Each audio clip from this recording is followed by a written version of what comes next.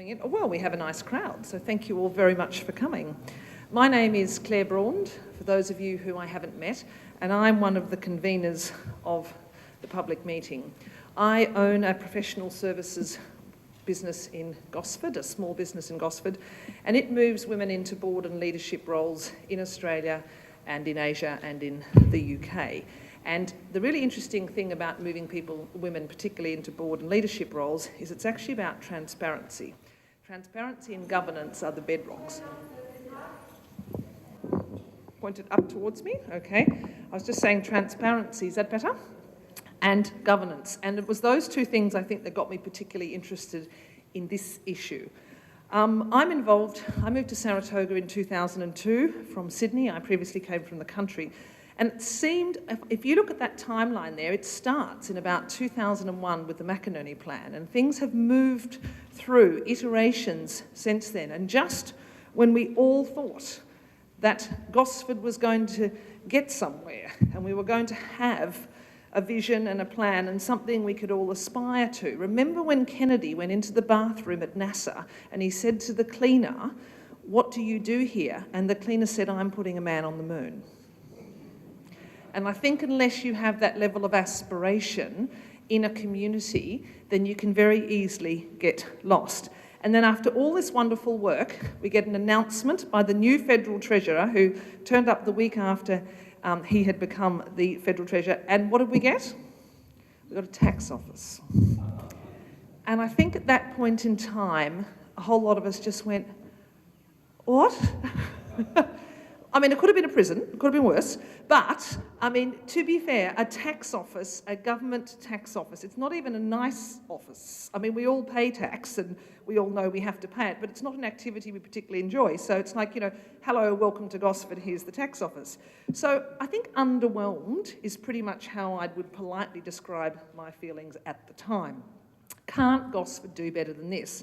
Instead of the jewel in the crown, are we once more going to become, you know, the armpit of the Central Coast?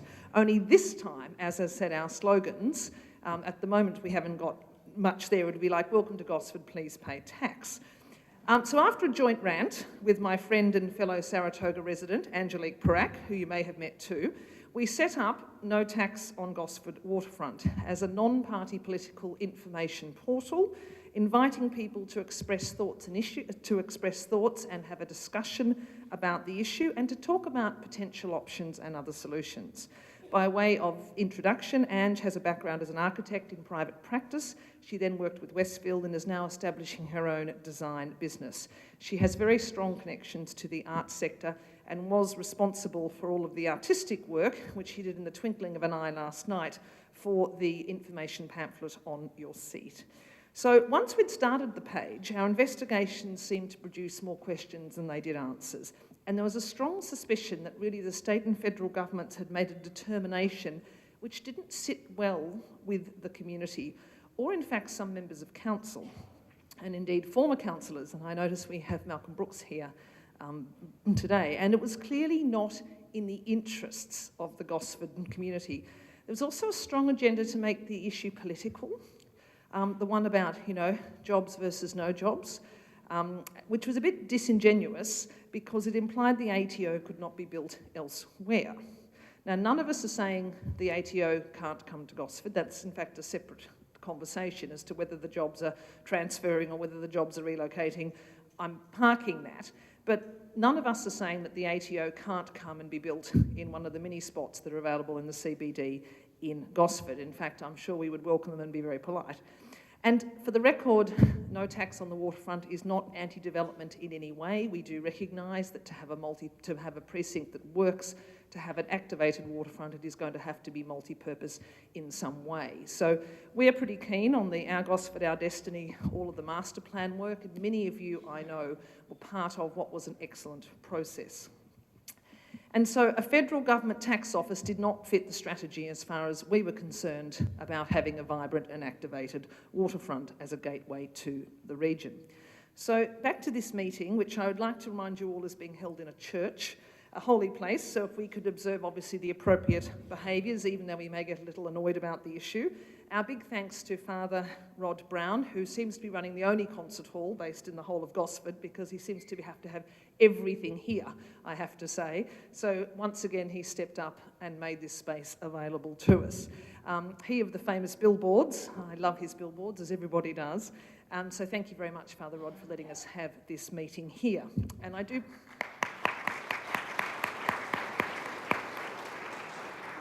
And I'm also obliged to point out to you, should there be a fire, although as this is reinforced concrete, we think that's unlikely, but should anything untoward happen and sirens sound in any way, the exits are there, and please make your way in a normal, orderly manner and help others who are unable to help themselves to get out the door.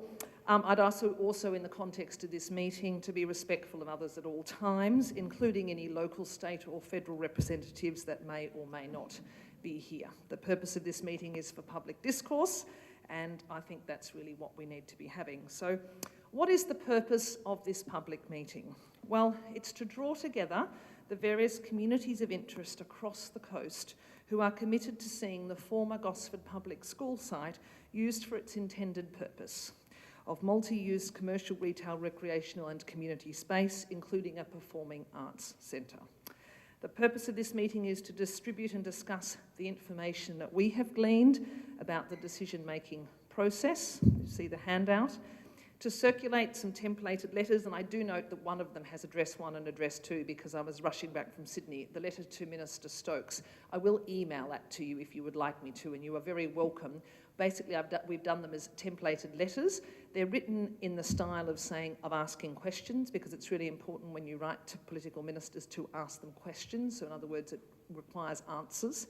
And so we've done those templated letters. There's also one there from Margaret Hardy, who many of you may know. And there's also, and on the back there are the questions as well that you can ask of any other representative whom you may write to. We've also handily provided a contact list of all of the representatives that you may or may not wish to write to. So just useful things to help you move along.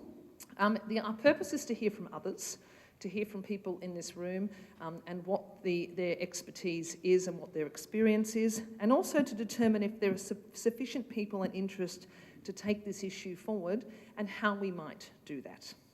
So that's the key purpose. We have a couple of people here tonight who are going to speak for up to 5 minutes, and then we're going to open up to the floor. We've got local businessman, who many of you know, Dave Abrahams.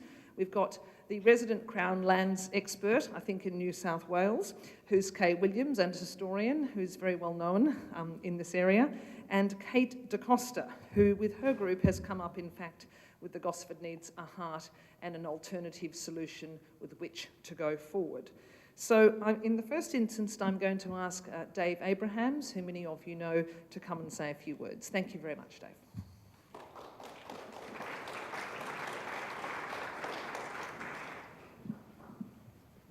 Thank you, Claire. The first and only opportunity, I dare say, I will have to speak from a pulpit, although it is meant to be an engaging discussion. My name's David Abrahams. Many may know me through my championing of the NBN investment in this area and the immediate past chairman of Regional Development Australia on the Central Coast and member for the committee which is called the Regional Economic Development and Employment Strategy. First of all, I'm honoured. I do know Rod, and I'm honoured with what he has done and his importance in this role. So I'd like to acknowledge Rod as the resident elder and the elders that have lived here for many years, the Darkinjung and Guringai people. I'd like to also say thanks to Claire and Angelique, Elena, Father Rod. As I said, I believe Councillor Bocking is the only, Deanna Bocking is the only councillor here tonight, and of course member for Gosford, Cathy Smith. If there's anyone else in an official capacity, I'm so glad you've come here. I think, in my view, the situation here has become messy. I think we all may agree with that contextual description of what has happened on this waterfront site. It is particularly messy, so I congratulate the people involved to actually try and crystallise some positive action that should be taken.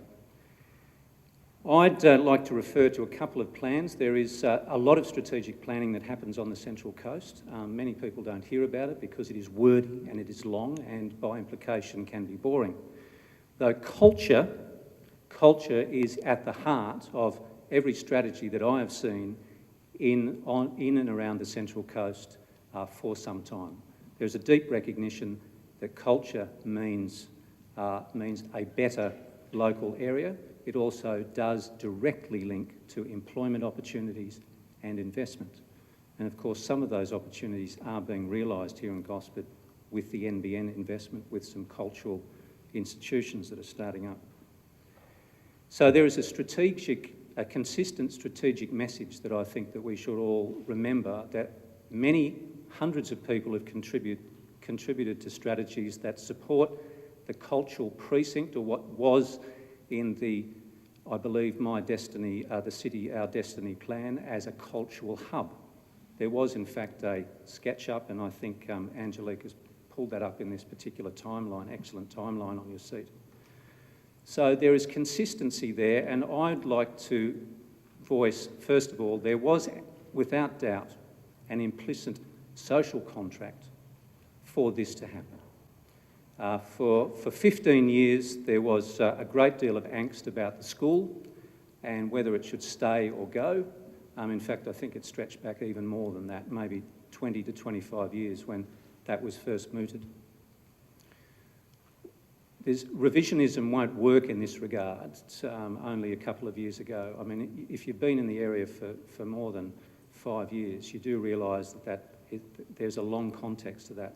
And there was a social contract that would be public utility, and the space there would be public utility. And I think everyone, when we articulate to people around who argue this case, that was a reality. Many of us were involved in it, and I think we should set the context that way. The last thing I really would like to mention is a word called ambition, and I believe some people may talk to that tonight. But it's my reflection that the Central Coast does not take its ambition seriously enough, and we often do get shortchanged by the funding investment authorities in Sydney and Canberra, but also private funds, superannuation and otherwise, because our ambitions are not significant enough. I think all of us would agree that that canvas that we have down here on the waterfront and around is one of state significance, and it is my hope that it takes an Asia-Pacific Rim significance, because this will be the next 40, 50 years of all the strategies and all of the free trade agreements that we're going into. The Pacific will be the focus of the globe over the next 100 years. And what we have there on the waterfront is, quite frankly, a unique or a special space on that Pacific Rim, which could reflect our culture and our heritage and what we can do for the larger region. So I would hope that we actually look a little over the horizon and don't stump our ambitions on merely mouthed compromises of too much. So I think that we need to be ambitious on this. I think we really need to look up and don't compromise too much, because we've done it before, and I won't name the institutions around the Central Coast, but most of them were compromises. Most of what we have is not equal to what they have in Armidale, in Port Macquarie, in Coffs Harbour, and these areas. And the reason is we have been too quick to compromise. So I would hope people take that away from here, and good luck.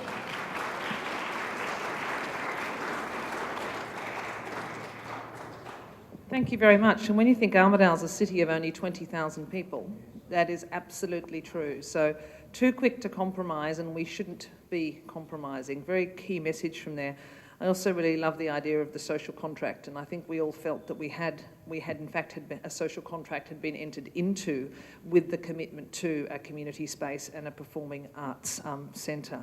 I like the idea of that area as a canvas too, so that's actually perfect. On that note, because in fact it segues so beautifully into Kate. Kate, I'm going to invite you because you've got an idea about what that canvas might be and an idea of visioning and thinking really big. So if I can welcome Kate.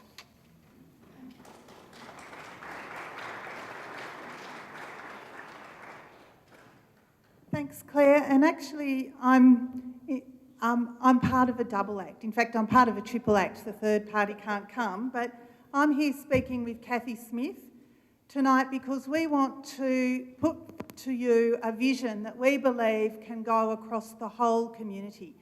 Many of you know, I'll come clean, many of you know me through my association with the Central Coast Greens.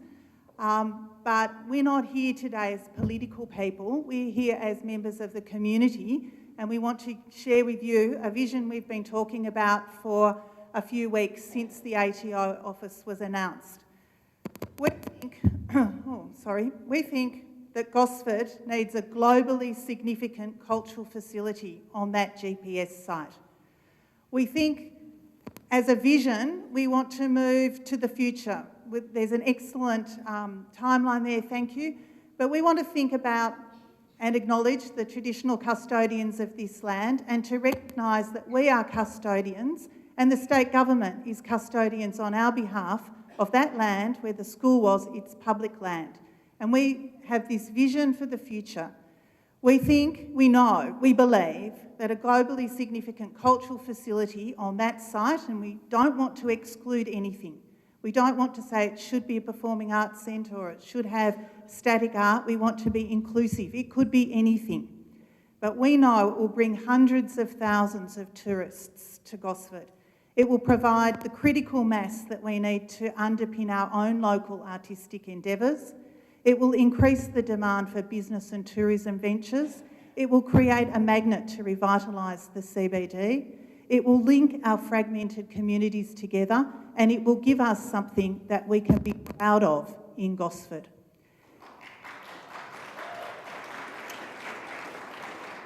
That might be a branch of the Guggenheim, the Tate or the Louvre. All those institutions which are globally significant have branches, and none of them have branches in the Southern Hemisphere. It could be the home for a cultural philanthropist like David Walsh, who founded Mona in Hobart.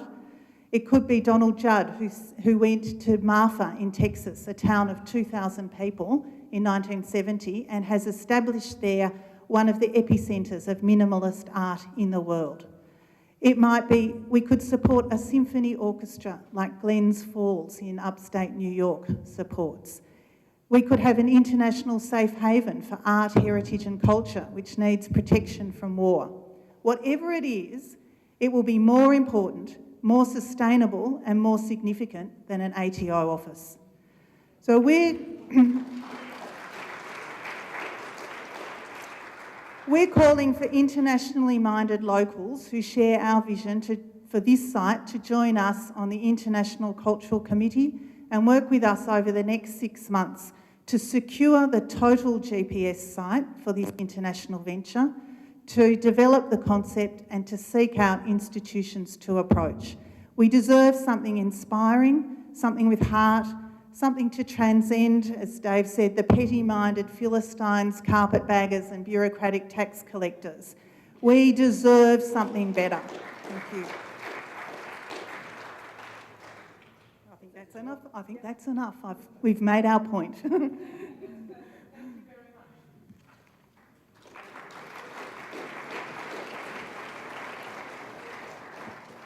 And I think if anyone had told a slightly overweight man with a gambling addiction that in fact he could not build a culturally significant facility at the most southernmost town in the country and attract over 1 million people a year, he has bumped the Tasmanian tourism figures enormously through a single person's contribution and investment. And if somebody had said that, who would have believed it? But there you go.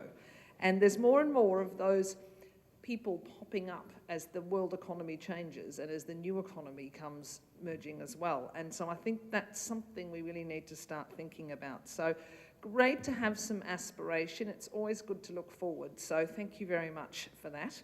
And I'd just now like to talk now to Kay, who's got all of her Crown Lands material up here, who's going to talk to us a little bit about the context of it and what that means in the context of Crown Lands. And then if any of you wanted to say anything and any of you have any points to make, please get those ready as well. So welcome, Kay.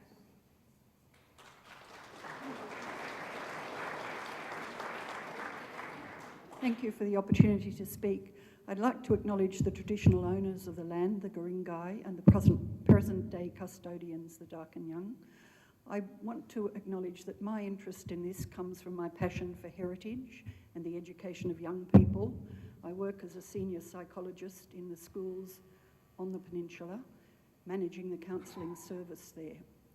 I first became involved with this when the first CCRDC report came out, proposing to put the Performing Arts Centre on the waterfront by cutting in half our War Memorial Park, which was established in 1887 as our first town park, became the place where we put our memorials one after another, and currently has 12 memorials. The design for that acknowledged only 2 of them, the Cenotaph and the Boer War Memorial, and even in the heritage statement that they got for the second round, they suggested that the Boer War Memorial might, because it had the names of 3 dead people on it, have come from perhaps a cemetery somewhere on the coast. That was because CCRDC constrained the heritage consultants who were asked to do the heritage study for them from looking at any primary documents. When I rang them and said, "Why can you make such mischievous speculation? Because you want to move the War Memorial, I know." They said, "The CCRDC constrained our brief." And my anger with the whole process involving the CCRDC is the level of deception about what's happening. Why did they want to cut the War Memorial Park in half? Because they were on the lookout for somewhere, anywhere, to move the Performing Arts Precinct. And why did they want to do that? You will find the answer from Graham Inchley here, and if you listen to ABC Radio, you would have heard him confirm it. The CCRDC was established because the Gosford Primary School was vacant and no longer needed, and the rest of the land was government land, which we could make available for development in order to enliven the CBD. And he also now admits that they have no control over what the developers build. They look to the developers to come up with the good ideas about what will happen. How could this happen? I complained that there was no heritage study. The minister ordered that biased heritage study to be done, and I don't think realised what had happened. And then the next reiteration was to identify that it could go on the Poppy Park instead. Now, when the Poppy Park was established by the Rotary clubs, council required that they build that memorial park, the sesquicentenary tribute to white settlement, but also that they build it in relation to the War Memorial Park to enhance the relationship between the War Memorial Park and the waterfront. Apex provided the steps that lead up to it. Rotary clubs combined to build the bottom area. We read in the paper today that unless it goes there, the state government's going to take their money out. I've rung each of the ministers involved in that article this morning and said to them, do you realise not only will you be destroying a fully heritage protected Crown land item, you will also be destroying the War Memorial Park. I cannot get from the CCRDC an elevation looking across from Man Street to the Performing Arts Precinct. They tell me it doesn't exist, but I don't know any development competition which doesn't have elevations from each of the 4 points of the compass. They won't give it to me because, as you can infer if you look at the other elevations, the building of the Performing Arts Centre, which appears in the picture over there as having some sort of hazy white vision on top, that building rises up 1.5 stories above the War Memorial Park, and then on top of that is that white hazy building, which is a concert hall for 1,000 people. There's a provision for another rock concert hall, which opens out onto the War Memorial Park. And the reason they want to shift the cenotaph to the roadway is so that they can make it the walkway into the park. In fact, the designs have a cyclist riding through it. You can imagine that the conservatorium students will also find it handy. They've only made provision for 2 memorials to be moved and said nothing of what will happen to the other of the 12 memorials on the site. They said that they'll have a plan of management so that in future war memorials can be put in the right place. But because they didn't consult primary documents in their heritage study, they don't know that the entire park is heritage listed, as is the park below. So I guess I'm coming at all of this from my concern about what we're not being told about development, a development which is designed specifically to sell off all of that land. The school land was dedicated in 1939 for the purpose of running a public school.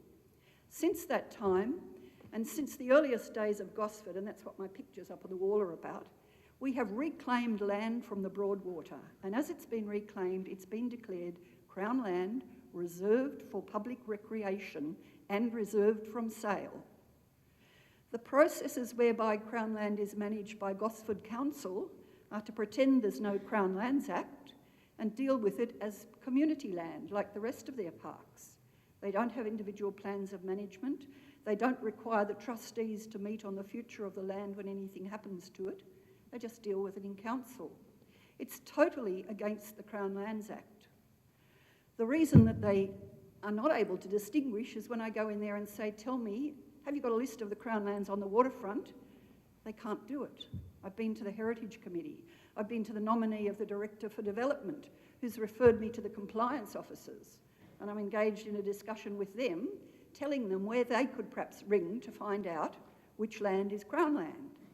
It's a duty of council to be able to tell the public which land is reserved for public recreation as Crown land. The whole situation is in a mess. And with that in mind, not only Gosford, but a great number of other local communities across the state who are losing their public lands for one reason or another, went to David Shoebridge, to Mick Veitch, the leader and shadow minister for Crown lands in the Labor Party, and are in the process of going to the other numbers that we will need to get our proposal through, that namely the Shooters and Fishers Party and the Reverend Fred Nile, who has assisted previously in this matter in Newcastle. And we've sought to establish a committee of inquiry in the upper house to try and unmask all that is happening with the land that is owned by the public. The school is public land. It's dedicated for a public purpose. The rest of it is reclaimed Crown land. That very fact is a reason why we need to hang on to, very tightly, the fact that we want our Performing Arts Centre to be built on the Crown land. It is the original land. All the rest is reclaimed. I spoke to the engineer who did the footings of the County Council building, and he told me that although the County Council front building sits on sandstone, he had to go down up to 60 feet to get footings in the back half of that building. The reason for that is that there's a creek that carved out Gosford. That creek is underground in a 9-foot drain. The drain has about this far to go before the water tops it. I asked Gosford's Environment Officer, when he was talking about the impact of sea level rise, what will happen when it tops it? He said, same as used to happen, the town will flood. When McInerney was asked to do the first integrated plan, he spoke to the Aboriginal community, who told him that it was very bad karma to have the female energy of the area locked into a drain. And his plan unleashed that waterway, and you'll see it on his drawings. It flows through. You'll see it replicated in the Gosford City Master Plan, the first one that we got, which was an integrated plan. There was to be an unleashed waterway flowing through that area. There was consultation through the Gosford Challenge with all members of the community. Thorough and comprehensive consultation. Then our City, Our Destiny development was worked out by consultation between the predecessor of the CCRDC and the local council, and that document is available in several places if you want to have a look at it, but the drawings inside your handout are taken from that document. And you will see that in every drawing, the Performing Arts Centre is placed on the school site. Yet you'll see here a complete denial of that fact that that ever happened. Thank you for your time.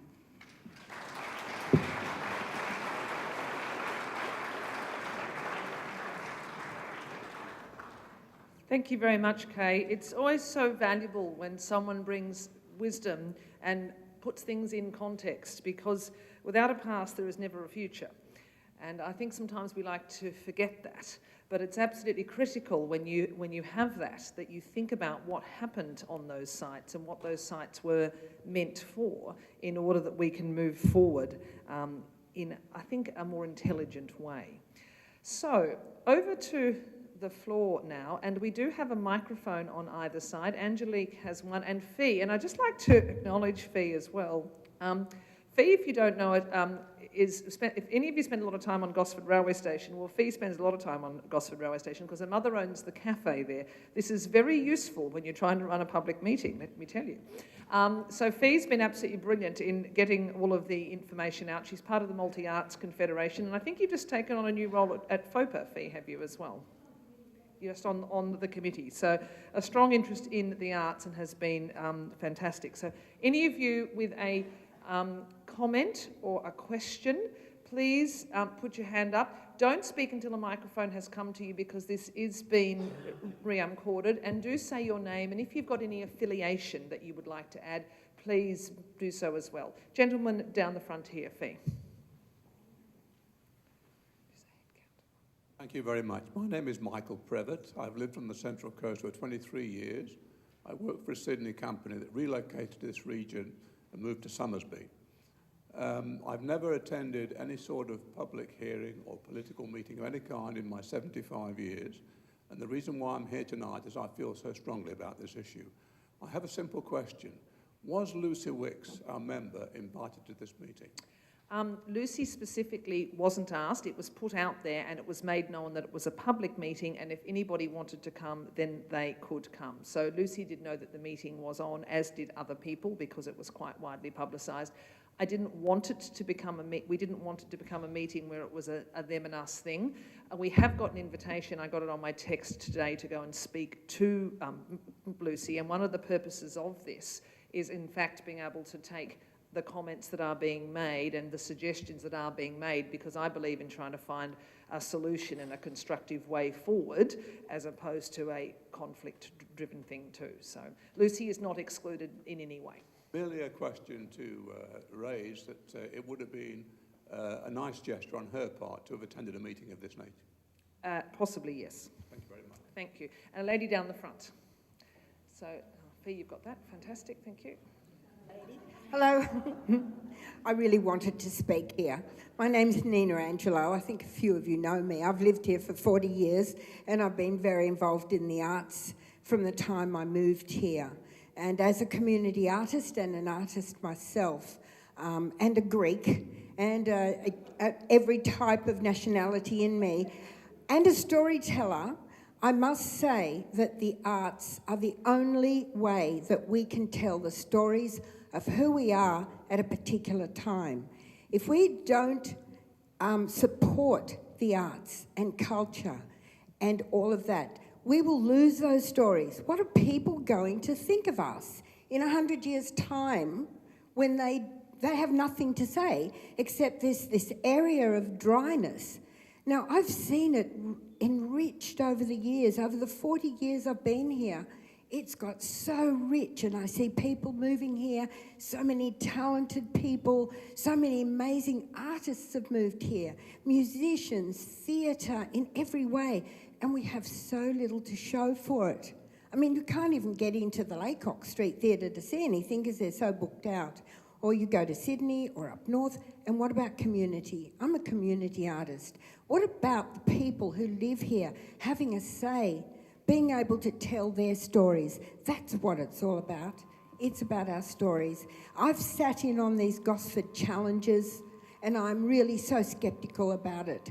How come we spend days and days telling them what we think and then they go and tick the boxes, go back and do exactly what they want to do? And nobody calls us, nobody lets us know what decisions they've come up with. No one calls us to come back and say, look, we've thought about these things and, let's all sit around. We're not all going to win everything. We're not all going to agree with everything. And that's one wonderful thing about the arts. It's subjective. But at least it can be transparent. And I feel like we've been totally used and totally abused. And I won't stand for it. I just really wanted to say that. Thank you very much. And you said it very eloquently. A lady here, Fee, just down the front here. Yes, you may, by all means.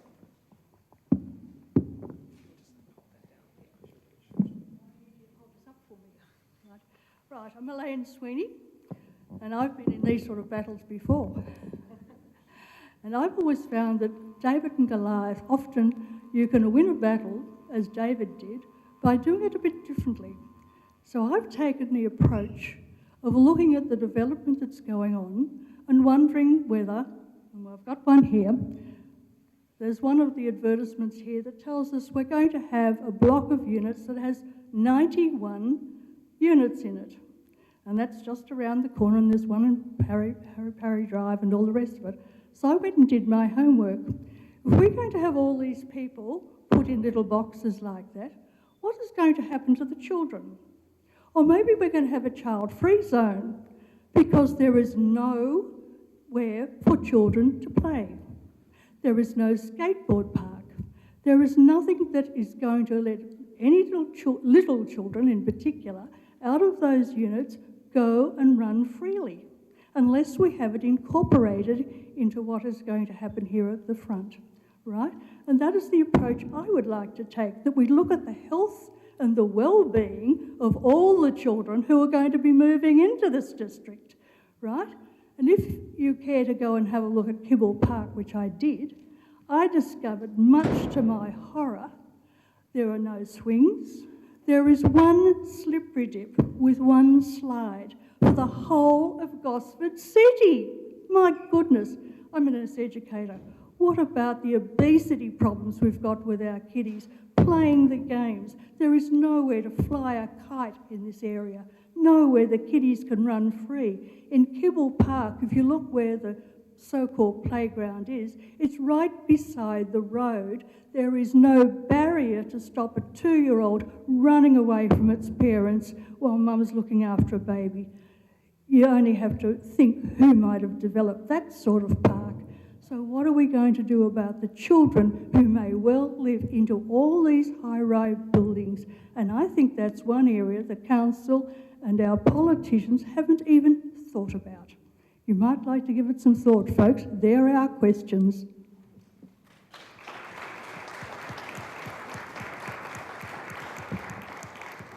Thank you very much, Elaine. And there's a lady here who's got a comment. If any of you who have to leave, thank you very much for coming. Please do just leave your name if you can, if you haven't signed the attendance sheet. So thank you. Yes? Yes, hello. I'm Jill Clucas from East Gosford. I have written to Lucy Wicks a few times trying to make some sense out of this, and the reason that gentleman, she's not here tonight, is I was invited along to a meeting at her place at 6:30, from 6:30 to 7:30 tonight. So, yes, it was just, I couldn't get a straight answer out of why, just why. And I think that's the big question, because I'm a great believer that we've identified a problem, so therefore we need to be able to proactively find a solution that takes everybody forward, okay? And Lucy is part of that solution. She is the sitting local federal member. They're running very well in the polls currently. There is a strong chance that the federal government, I think if we're being totally pragmatic about it, will be re-elected next year. We need to be pragmatic about this issue. She's the one that's looked at it. It seems to me there are higher forces at work, And it is very hard to find out where that is. Some of the questions that are on the back of that sheet, which we've also suggested be put to the Planning Minister, rather than just express an opinion to a Planning Minister, it is often a really good idea to ask a whole series of how questions, not ones that you can have yes or no to, but if you ask a long series of how questions and they suddenly get 150, 200, 300 letters that all have to be answered, so the Ministerial Writing Department, trust me, I've been in one of those, I know what it's like, are suddenly going, man, oh man, we're suddenly getting a whole lot of these letters that are coming through. So I think it's really important that we start to write the questions to the politicians constantly. It is an election year next year for the federal government, and I think that's a critical part of it. The other question that nobody's really asked to is if and when the amalgamation of the councils proceeds, how that will impact on it as well, because that's another issue that I think I don't know about that process. There may be somebody here who could comment more appropriately on that as to whether or not that will have an opinion, a matter about that, anything about that. Anyone know of anything about you? Yes, excellent. Hang on. My name is Kevin Armstrong. I live at Tumbiumbi, but I've had a business in Gosford and I still own land in Gosford. The amalgamation may or may not happen. Wyong Council has cut off any option other than a merger with Gosford. It's like trying to get married to a girl you haven't kissed yet, in my view. I don't know how that will go. Gosford are currently talking with Lake Macquarie about an amalgamation that may go north to Sparks Road, where the airport is, and south from Lake Macquarie to Sparks Road. That would eliminate Gosford entirely. A viable option of a joint operation was ruled out by Wyong Council's preemptive decision. I guess one can only call it that. They made their decision themselves without even bothering to talk to Gosford. They certainly didn't talk to Lake Macquarie about wanting to take over the town of Wyee, and they certainly haven't had any discussions with the Planning Minister about abolishing the Joint Regional Planning Panel and giving the power to the new council. Quite frankly, like many things Wyong Council does, I think it's pie in the sky. But you never know, pie does happen sometimes. It happened on the waterfront, and frankly that represents the summation of Gosford City Council's vision for the waterfront. Right, okay. There was a lady over here who wanted to speak as well. Thanks, Ange. Yes. Thank you. Just a reply on the amalgamation. I'm Councillor Deanna Bocking, and I'm here tonight just to hear, so I don't have any statement prepared. Just with the amalgamation, at the moment Gosford is looking at 5 different options for the future of Gosford. We did do a poll to see what the people of Gosford wanted, and overwhelmingly it was as a standalone. So at the moment there has been no finite decision made by Gosford Council as to which way we're going to go. However, we have to have an answer back to the state by the 18th of November. So we will know come December whether or not we have an amalgamation, which is the state government's preferred option, that we amalgamate fully with Wyong. So they could force you? They could possibly force us. We could go in voluntarily. All options are still being looked at with regard to what's best for Gosford. Do you see that impacting at all, given that that decision's still up in the air, really, is what we're saying here? Will that impact on any DAs as they came in, or any applications, or would it depend on whether or not they were lodged by the state government or how they were lodged? With regard to the waterfront? Yeah. Okay, well, with regards to DA in general, it's business as usual, but you'd all have to understand that if there is an amalgamation, that a lot of things that we've got in progress and in process in Gosford, including the waterfront, would be not necessarily shelved, but perhaps, shall we say, delayed somewhat, because a lot of the costs that have been allocated for many different projects throughout the LGA will have to get redirected towards amalgamation, amalgamating of systems, amalgamating of staff, etc. So at the moment, I'm treating it as business as usual, because things do go on, life does go on. However, we are under a big cloud as to what the future will be. Right, which is good to know. So November the 18th is the day November the 18th. Is when you have to have it back, but you don't know when the state government's then going to come back with any decision for you. I believe they'll let us know in early December, and there are a couple of options available to the state government. They could say, for example, if we didn't choose to voluntarily merge, we could have a forced merger, and that could also result in a possible releasing of all the councillors and the CEO, so we could be put into administration as well. And might I say, we did tick the boxes for being financially viable. We've been seen to not have the scale and capacity to stand alone. Right, okay, excellent. A couple more comments. I'm going to take Kay before I take you, the ones up the back up here. Thanks very much, Ange. Thank you very much for that, and thank you for that clarification. Yes. Gentleman here, Ange, the gentleman just behind, 2 rows back. Yes, thank you. My name's Jeff Sundstrom. I just wanted to mention quickly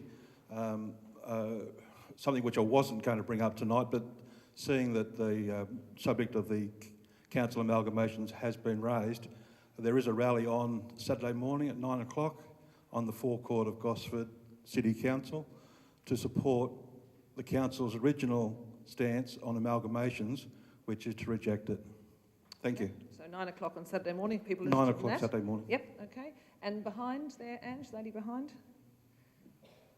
Hi, I'm Lynn Cleverly. I'm about a 4th generation Gosford, not Central Coast, but Gosford. I'm 68, so I've lived here for nearly 68 years in 2 weeks' time. Hi, Malcolm, Laura Green's daughter. 3 things, I'll try and be really quick. Belinda, when and how was that poll? So is it Belinda? Oh, sorry, Deanna. My apologies. When and how was that poll promoted, canvassed? Yeah, and was it open to the general public to comment on the poll? No. Like a polling company where you, for example, if you want to assess who likes what. The immediate group around me weren't aware of it. 2, I'll finish with the ATO, but 2, because I'm as old as I am and I've lived here as long as I have, I just look and think and get quite emotional and heartbroken about the beautiful buildings that we've had in Gosford, like the Regal Theatre, the CBA, the CBC, the Rural Bank building, the old Gosford Council buildings, Crichton's. I mean, it's hot to trot now that they're going to do something with that. And I think, why are these councils, one after the other, repeatedly, generation after generation, hell-bent on destroying our history? You know, I just don't understand. Thank you. That's interesting. A lot of us feel the same. The third, the ATO, if that's built there, and I worked in that building, I really don't think, other than go downstairs to the coffee shop, which I imagine would be in the bottom, to get my lunch and get my coffee, which I definitely would do, it would not in that physical position encourage me to want to go down to Woolworths and whatever other development they hope may be re-established in Gosford, to do my grocery shopping, to do my clothes shopping, to do whatever other forms of shopping I need to do. If I was up this end of town, I would not be wanting to do that. I would get out of town and go to wherever I lived. But if that building was in the centre of Gosford, one of my thoughts was the post office. That's shrinking, like physically shrinking. It's already owned by the federal government, taxation's federal. That site could be redeveloped with a post office in the bottom and a taxation office above it. And then if I worked in that building, I would definitely be encouraged to want to do my shopping at lunchtime or after work in the CBD. Otherwise, not. Thank you. Thank you. I think one of the things that has been raised is that, in fact, the tax office needs to be a special purpose building. And I did look up the tender, and it does need to follow Building Code 13, and which I went to and read at length. A lot of that is, in fact, about access that workers may have to that office, and it's because of security and provision around cyber security, terrorism, those kind of things. So the question is that building actually a fully functioning integrated office, or is in fact it a data centre type office as well? Because if it was a data centre, the questions that would need to be asked would actually be around what it would look like, because it would have a lot of government provisions, a bit like the federal police do as well, around how you access the building, lack of access to the building, plexiglass, double security so people can't drive trucks through the front, all of that kind of stuff. So there are those questions that I think haven't been appropriately answered either. Hence the issue that in fact you couldn't have something, I think, on the bottom level, which is part of the problem, but nobody's answered that particular question. The other question I have too is it has been rumoured as well that Market Town has been sold too, and I was wondering if anyone had any updates on that, because whilst we're talking about the matter, we may as well get it. I'm all for transparency, so if anyone knows about that or whether in fact it's happened or not happened, there is a lot of rumours going around. Gentleman up the back, and then I think someone else down here. Gentleman over there, yes, thank you. Thank you. I'm Alistair Munn. I'm from Carryong. I haven't been here as long as most of you, but I moved up to the coast. Welcome anyway. I moved up to the coast because we've got such a physical, beautiful place and such an ugly town, and this is just going to make it uglier. But in terms of, I met with Lucy Wicks on Saturday, and I had a few questions that weren't answered. One of them, she did indicate that the council had just in the last week or so sold the Market Town area, so she did confirm that. But my point is this. So if she knows, why don't we know as members of the public? If it was a commercial and confidence issue for council, then that's fine, but she's not a councillor. Well, I think that's a segue into really what my concerns are. I work in IT. I work with the government a great deal. I respond to tenders. Very rarely are tenders open. In most cases, work is done beforehand, there's research done, the tender is written to provide an outcome. Now, in this particular case, they were closed tenders. There were expressions of interest for the site. There was an expression of interest issued in Canberra for the building for the ATO. That expression of interest was not handled by the tender departments, either federally or state. In both cases, those tenders were given to private property consultants, who then issued a restrictive tender. CBRE was the... CBRE up here, the crowd in Canberra has merged with another body. If you have an open tender, everybody gets to see the tender documents. There's quite often public openings of those tenders. None of that went through. If you're doing it in something of great significance, it is put out for display before the final tenders are awarded. Now, all of that's been covered up, and I could only encourage each one of you, and I asked Lucy Wicks this several times, and Lucy was not being deceptive. I found Lucy to be extremely open. I think she's a long way down the food chain. These are decisions that have been made on high, and I've come to the conclusion of having a very, very detailed look at this, that there was a predetermined outcome for the state government to make money out of selling that school site. That we are talking about tenders where Lucy said that both the state government people involved in the tender here and the federal government in the tender in Canberra got together privately and discussed the outcome of these tenders. And in fact, the tender that's been awarded for the building of that ATO office has a provision saying that it is subject to the tender also being awarded to the Dome Group in Canberra. Yes. Frankly, to quote our erstwhile treasurer, it doesn't pass the sniff test. And the other interesting too, thank you very much for that, Alistair, is in fact the announcement from the state government was made a week after the announcement from the federal government. So the federal government announced the tax office was coming on the 17th, on the 28th of September, and then later in October, the state government announced that the tender had been awarded, or they didn't actually announce it as a tender being awarded. So my question on probity is how much did the federal process drive the state process, and what was the point of having a tender in the first place of the state process? But I agree with you entirely. I'm thinking about FOIing the tender documents.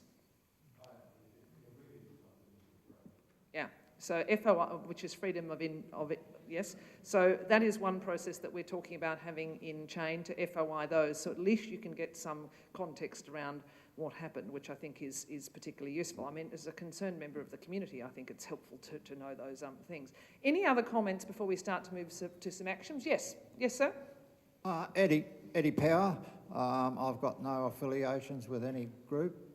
I've seen this area grow from 2 commuter trains of a morning with 400 people capacity to what it is today.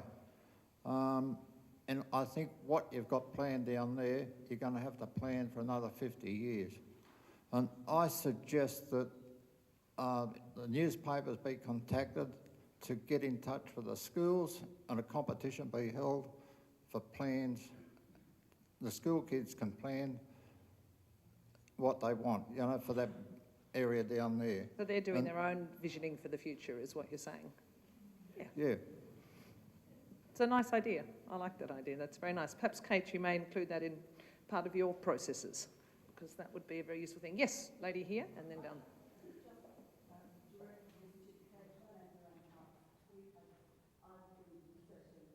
Can you just speak in the mic? It's just difficult when other people can't hear. Sorry, my name's Lorraine Parks. I've been associated with the Central Coast since 1948. And I'm just bringing my vision back to Kate and what we are going to create in this. Gosford is built on sandstone. We should be the most beautiful sandstone city in the world, you know. And if we can create this, if we can get the interest, if we can get the international thinking and creativity, we could be the most beautiful city. Yes, by all means, you can respond, that's fine.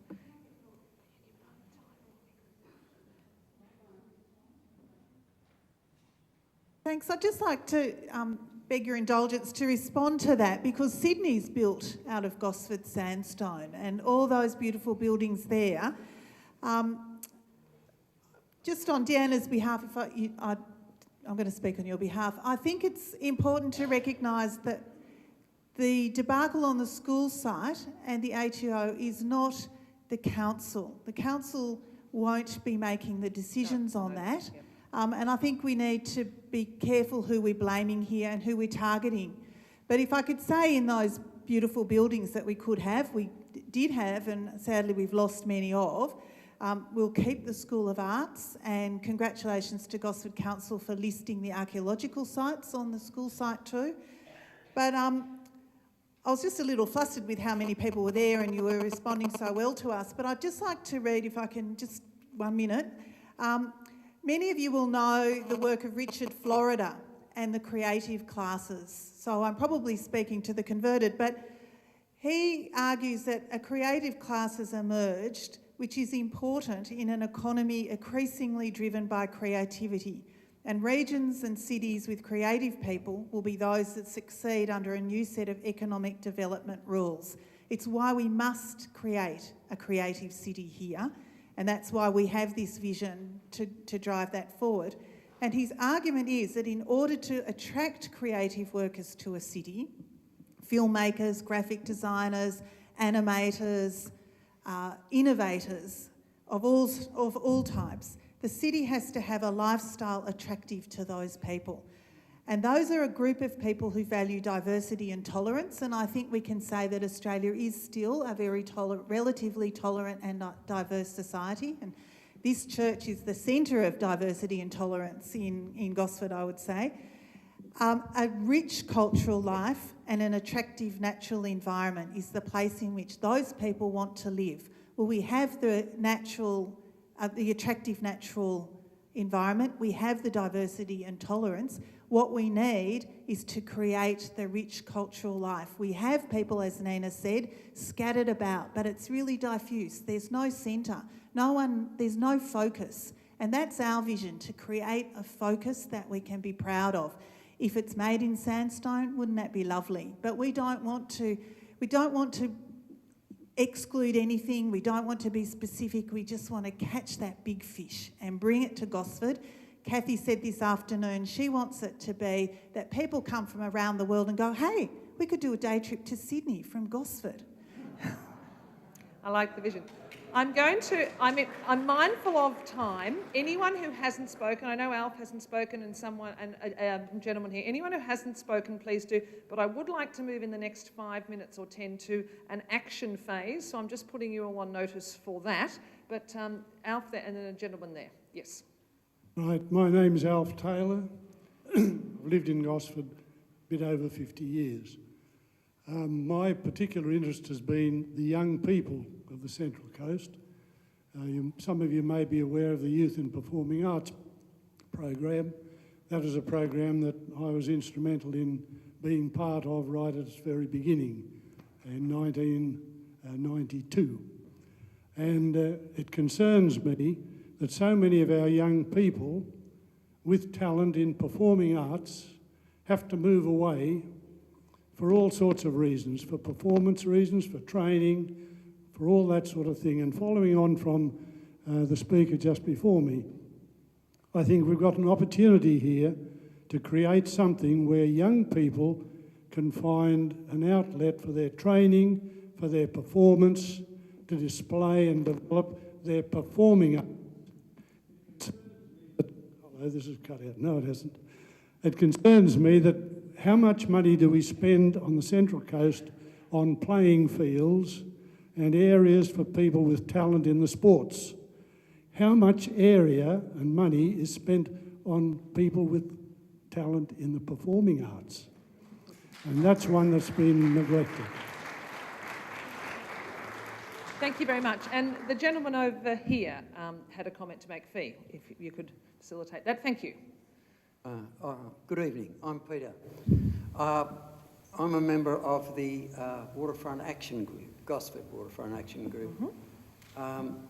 We've been in a long struggle over the waterfront, and I think some of it's spilling up into here, and you all should know that the CCRDC have things planned for the state significant site, which have been worked with the council, so that you are complaining about a 4-storey building for the tax office. That site that's been taken over has in it, or the potential to have in it, 40 metres high. That's without the council's bonus on top, and that's 3 of them, 3 office buildings. It also has room for a hotel. And so, although you're fighting for a performing arts centre and want that there, I don't know whether like a 4-storey building, that's what I understand the tax office is, that's going to look rather meagre beside all the other buildings. So I'm not sure, you know, whether the battle has to be expanded. I think that's a valid point, and thank you very much, Peter. Of course, the issue is once Doma Group owns the site, there's nothing to stop it actually taking the building to the higher level in subsequent years. I mean, you have to bear that in mind as well. If that is the delegated height, correct me if I'm wrong, Councillor, then you can actually move to that height with the appropriate applications. I think the big issue, in fact, is more around the fact that were we to get a multi-storey building there which integrated, and council in fact itself was tended to move council down there and have an integrated civic hub, as I saw it, which was sort of more of a council, and move the council offices back there. But I mean, really to have a performing arts centre and to have other things. And if that required multi-use development like residential or some commercial, and I think everybody accepts that you've got to have shops, you've got to have retail, you've got to have those things there. Nobody is denying that. I think the big concern is as well as has Doma Group in fact bought half the site? Has it bought the whole site? Do we know what part of the site it's bought at all? If it has bought the whole site, what goes in front of the tax office? I don't know. Could be a 14-storey building in front of the tax office. There's actually nothing to stop those things happening within that envelope.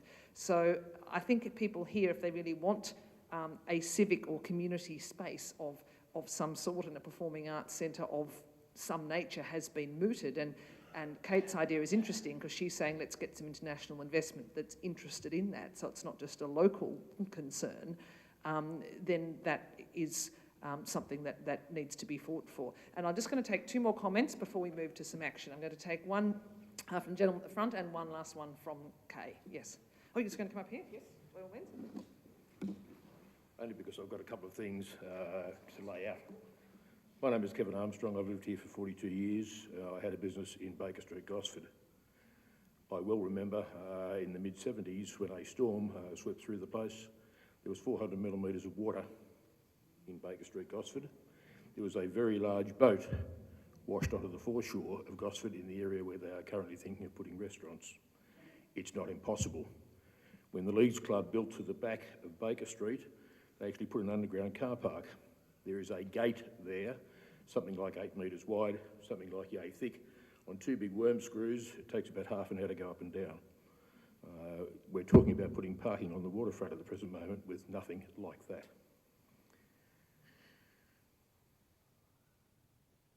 a little bit about the media and some of the stuff that's happening in the media, because frankly, there's a lot of misconceptions in the media at the moment.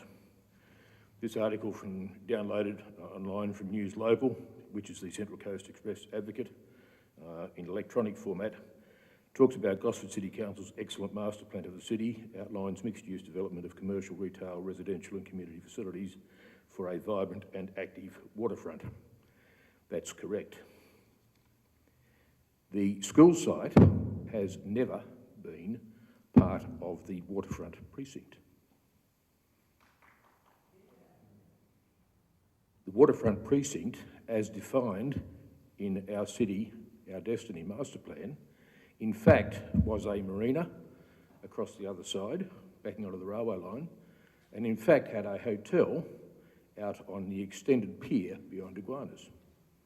The school site, Baker Street, and the Leagues Club car park has always been regarded as Category 2 in the master plan, and that is arts and entertainment. For Mr Inchley, CCRDC Chair, to be saying otherwise, he either needs to go to Specsavers or he needs to get Braille and actually interpret the plan. There's the plan. Page 19, our city, our Destiny document.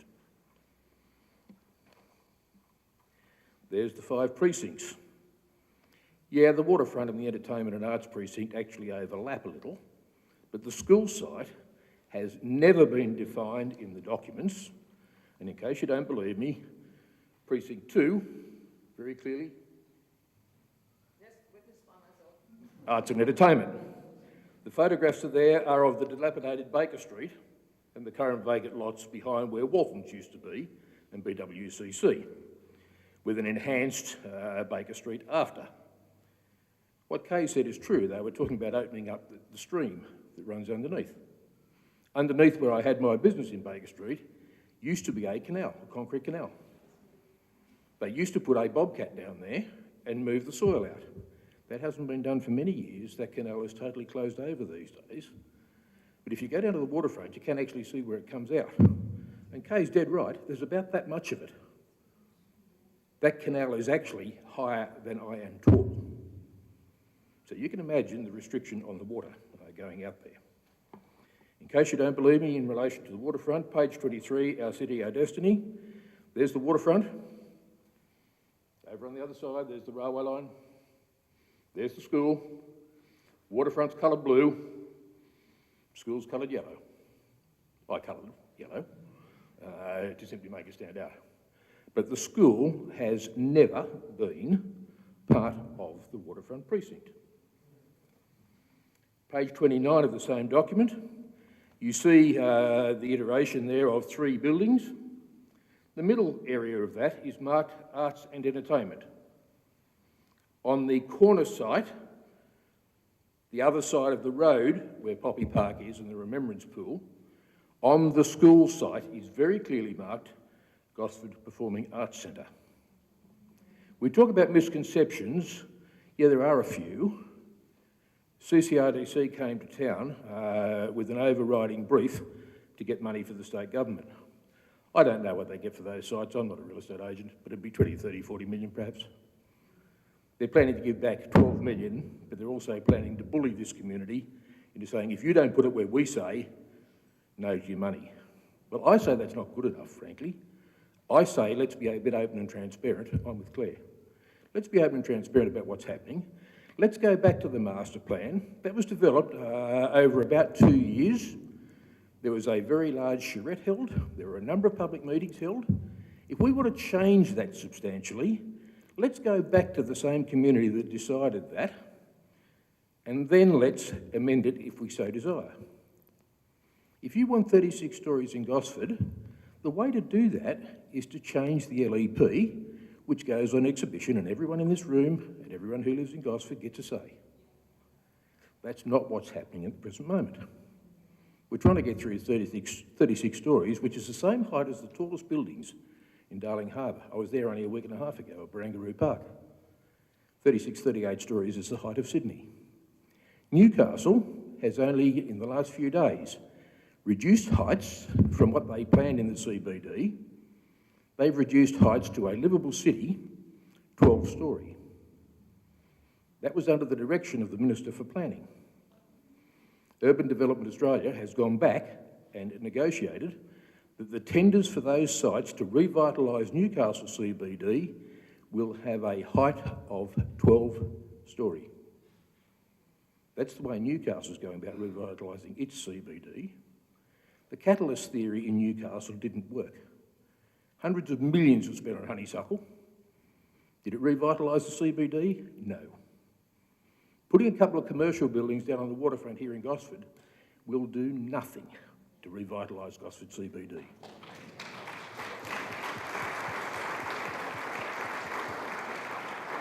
An interesting comparison. And just a last word from Kay before we do move to the action phase. I would like to have you all out of here by 8 o'clock.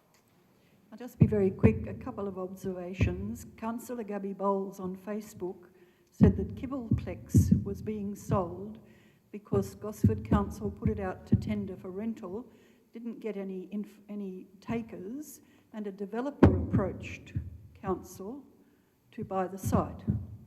Now, that's the first bit of information we've had about how that enclosed process seems to have occurred, and it's only a comment by Councillor Bowles on Facebook.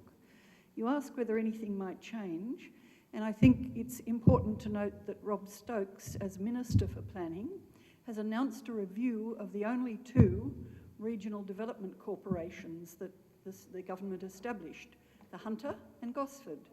So things might well change, because there's a lot of concern about how accurate, how transparent, how truthful the information that's being supplied is, when it can be said that, let you read it, Claire, this section. The New South Wales Government has confirmed that the financial commitment of $12 million was made on the basis that the Regional Performing Arts Centre is to be constructed on the corner of Dane Drive and Vaughan Avenue, Gosford, as identified in the Our City, Our Destiny master plan, Mr Crouch said. I think Kevin's just told that, in fact, that was in fact not the case. No, they want it on the other side of the road. If it goes where the Our City, Our Destiny master plan is, that's fine, because that is in fact... That's right. They're claiming they're doing it in accordance with that, and they're not. The other thing, I've been a long-standing critic of Gosford Council on heritage matters, as you might imagine, but I would like to say that it's getting much better.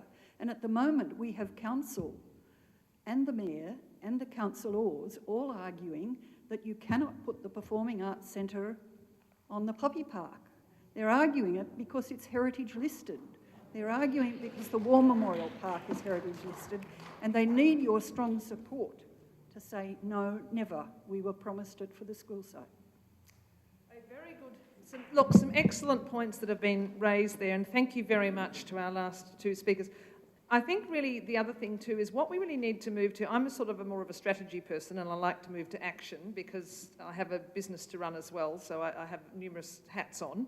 And the point is that what we need to identify now is what can be done. Now, we've identified a couple of things, of course, through the area. I think a delegation to Lucy Wicks and then more widely to Parliament in New South Wales, to Rob Stokes, perhaps is a sensible thing to do. So we need to consider perhaps a delegation of, just a small delegation, doesn't have to be a cast of thousands, let's not terrify the man, but I think that would be helpful if we actually get a delegation and we move that forward. And that delegation needs to have solutions embedded as part of that process, okay? So that would be my first suggestion out of this meeting, that we endorse that, in fact, that we do that and we take that forward. The other thing is we have provided some letters for you. I'm very happy to all of you who have left emails. Jasmine, who may not be still here, will be busy, who works for me, will be busy transcribing all those into a database tomorrow. Lucky she's not still here, perhaps, because that's not quite an exciting job.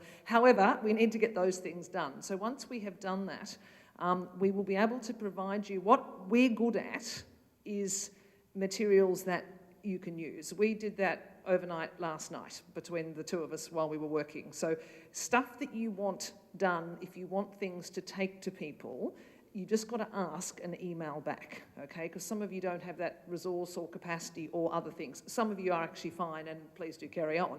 But I'm just offering that as a support and as a help. Many of you are probably talking about this in your local communities. If you've got a little flyer in your bag, in your sort of whatever, hand it out. Leave it on the counter of McDonald's when you go there. Leave it on the coffee shop counter. Leave it on all those places where they have newspapers. Just now, they may get thrown out, fine, but you know what? People pick them up. It is amazing when you start to get literature around and out there that people start to think, hang on a minute, this is really an issue. Now, they only think it's really an issue because, in fact, they start to see it everywhere. So seeing those sort of things are critical too. So it is beholden upon you. We're all holding you to a social contract to be doing that too, but we're very happy to help. I've also offered, if people need access to photocopying and they don't have that easily or they can't afford to be doing that, if you come into my office, I'm happy to do that for you. I have one of those, you know, super duper Rolls Royce spitting things out into booklets, you know, thing type of computers, printer arrangements. And Jasmine knows how to drive that as well, so that's helpful. If you need those sorts of things and you can't get access to them or you feel you can't afford to do them, by all means come in my direction. I'm very happy to offer that service. The other thing I think we need to be looking to doing, I was going to do a summary from this meeting and to the points raised and put that out through to the media and have that conversation. Perhaps mention some of the speakers, and if the speakers who spoke are happy to leave any of their phone numbers, then we can get the media to start calling those, because the media know people like Kay, they know she's the expert, but the more voices you have heard and the more voices that are out there, the bigger the conversation gets. So, for example, letters to the newspaper. It's tedious, I know, but we all have to do it. Even if you have to write them for young people to be sending to, that is particularly helpful. So again, we can provide you with those points. If you have any points of clarification about Crown lands or any of those things, I do suggest you go to Kay. Council's also a very useful resource on development applications and all those sorts of things. It will take a bit of work, people. So Ange, you got a point there? I just wanted to let people know, hi, I'm Angelique Perrack. I have been to a few community meetings now, and some people are under the honest misconception that this can still go to DA and council can have a vote as to how this ATO goes at that point. The fact of the matter is that as it is a state significant site, and because of the value of the development, it will go to the Joint Regional Panel. So once again, in the community, Gosford has been blamed for a lot of things in the past, and people are hoping against hope that Gosford can help in this regard. Really, their hands are a bit tied with regards to this, so keep having the conversations. I've found a lot of people are saying, oh, it's a crazy decision, and think that it may be a fait accompli. It may well be, but I think it's more than our right. It's actually our duty to ask questions and respectfully ask for an answer. And it's never over till it's over, and so it's never over for me till the first sod's turned, as far as I'm concerned. So we've got a little way to go before that happens too. But any suggestions about actions or resources that other people may be able to suggest or take, I will put all of those out in a brief summary email to all of you, with and please do get back to us or to each other. So any other suggestions? Yes.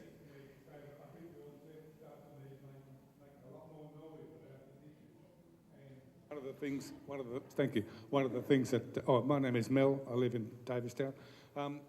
We've got to make a lot more noise, and I think the people we've got to target are the politicians in Sydney. Yes, which is why that list is helpful for you too. And some email lists of I will send everything that we have done on paper to you on email format, so you can all use it. You can pull it apart. It's just pointers for starting a letter if some of you are not as perhaps convinced that you can do that. So please do use that, and you can seek clarification. I will send you the emails of a couple of key people as well if you are seeking clarification on any issues. Yeah, I think email addresses for politicians, etc. Yes, we've got all of that there as well. Yes, thank you. Okay. Yes, down the back for another action item there. Matthew, do you want to say anything as well? Tahir Turk from Communication Partners International. We do large-scale public health program, so my area of interest is advocacy and communication. My feeling is we really need to brand this program so we've got a really good kind of understanding of the group so we can then expand the program. And I was just wondering whether we could start really developing a strategic advocacy and communication plan so we can really get it out and expand this group.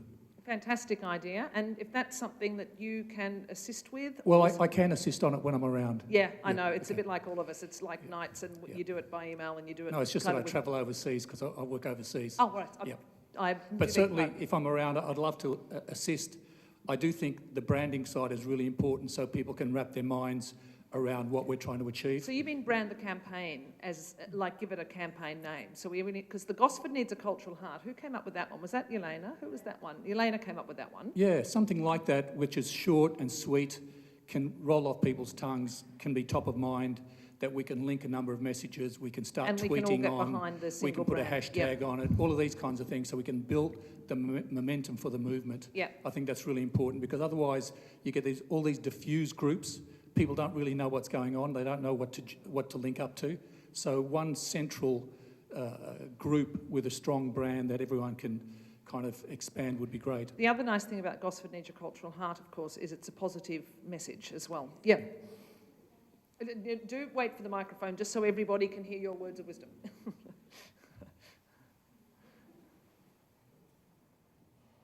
Nobody has mentioned the conservatorium.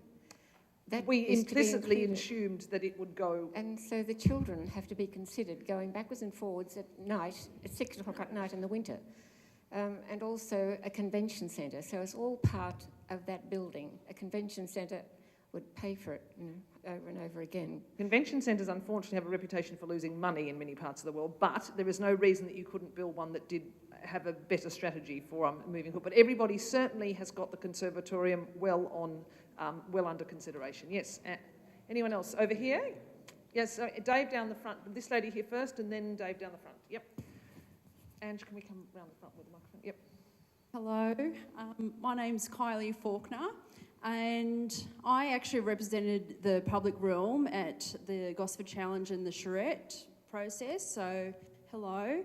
And I guess my part of that role was about 8-9 years ago, I started a action group to try and advocate for a playground for children. So thank you, Elaine, for that point you made earlier, because families are forgotten. If you look around here tonight, there's not many people probably under 50 because we're all at home looking after families and doing the school run thing. So I'm actually here, I guess, representing those people. And I'm very passionate about connecting the community and giving the community a place to, I guess, have a heart, whether it's a cultural heart, a cultural meaning could be. We're a very multicultural place, the Central Coast. We've got a very strong Aboriginal community. We've got a strong performing arts community. I'm not sure if many of you may not realise, we're the 9th largest region in Australia and we do not have a town hall. So it's not even, this is our town hall here. I'm very respectful of this church. I think it's great that we can have this meeting here. We don't even have a town hall. So for me, it's beyond that. We need a place, a central place. I really want to acknowledge the point that I think it was Kate made about having a philanthropist. I think part of this action, we need to have possibly a very well-known person, whether You've got to have financial backing on these things. Yeah, who can, whether it's a famous actor or singer, we've got a lot of well-known people who live here on the Central Coast. We need to have these people on board to be a voice. And let's think big. Let's approach those, you know, Richard Bransons of the world or whoever to bring them here and show interest in the Central Coast. I just wanted to make that point. Okay, so I'm actually putting that down as an action strategy, which Kate, I'm assuming, is carrying on with anyway. But I'm assuming Kate is also willing for helpers and supporters to come in Kate's direction should they have connections and other people. Is this correct, Kate? I'm the director of the Getty in California. We've got someone just joined our committee. Oh, sorry. I know the director of the Getty in California. We've just had someone join our committee who knows the chair of the Tate. We have those connections on the Central Coast. We're really encouraging people who have those connections and are internationally minded to come and join us. We've talked with the Mariners. We've talked with business leaders and they're backing this idea of being hugely ambitious. I love all the ideas of the conservatorium, the Performing Arts Centre, the playground and all the rest of it, but I have to say this really pragmatically. All of those things have been proposed over the last 40 years and every one of them has heard no. What we want to present is an idea that is new, that's never been given before, that everyone can say yes. This is our chance to get a yes out of people, because if we go back with something that we've been trying before in the same format that we've tried before, that's failed every time before, it's not going to work again. If we go for something really ambitious, all these things that we want will appear. We know for a fact, if we get a culturally diverse city with an internationally famous facility here, with 500,000 people turning up, all the things that we want will be built. We will get them. This is the way to get them. So I've got a few copies, but I'm really happy to talk to anybody. We want to be inclusive. We don't want to say, well, let's have a playground or let's have a pack or have a conservatorium. I want it all. I want it all, and this is the way to get it. Okay, I'm going to ask Dave to make, I'm going to ask Ange to make a comment and then Dave to make a comment and then I'm going to wrap this up. Yep. I've mentioned it to a few people in this room and there's a few of us within other arts groups and there are a lot of them around the Central Coast, but they are all quite small and because of that their voice is lost in the crowd. I've been suggesting for a while, and so have many other people, that we actually have a regional arts council so that we have a voice and a unified voice. We can have representatives from each of those smaller groups on that regional council, but it actually gives us then the platform to have some sort of authority in decision-making processes. Excellent, an excellent point. And David, I'm just going to ask you to make a last comment before I bring the meeting to a close. That's a wonderful segue. Unity is everything in these things, isn't it? And I think it's fair to say that we do have unity on this, a unity ticket. I would like to suggest a secretariat of sorts, which I think you have grasped that thorny nettle, yes, Claire sort of. and Angelique. Jasmine, but communications is certainly an important thing to organise. Legal has to be organised, so if you know someone or if you are legally minded and wish to do some pro bono work, I think that's an important subcommittee. Action, where we all can get involved. Partnerships, and I think Kate and Kathy will sketch the ambitious vision for us. A cultural subcommittee, and as of course as mentioned over here, ambassadors who can speak on our behalf, who have a high profile. And I don't think we'd have much problem getting some very significant ambassadors.